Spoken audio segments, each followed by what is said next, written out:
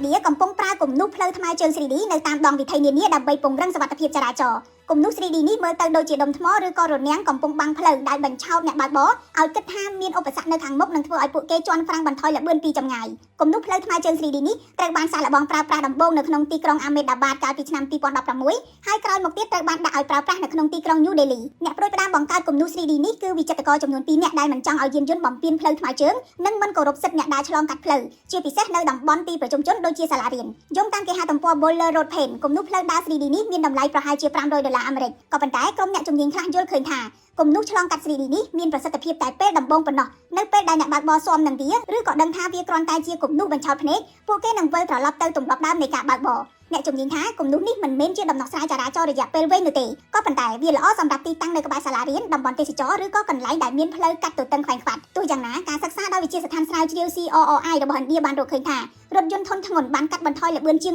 20% នៅពេលចូលទៅជិតផ្លូវបំបែកដែលមានគំនូស 3D នេះអ្នកបើកបរក៏បានរាយការណ៍ថាពួកគេមើលឃើញគំនូសផ្លូវថ្មើរជើងប្រសើរជាងមុនហើយក៏យល់ដឹងប្រសើរជាងមុនពីអាទិភាពសម្រាប់ផ្លូវថ្មើរជើងនេះផងដែរ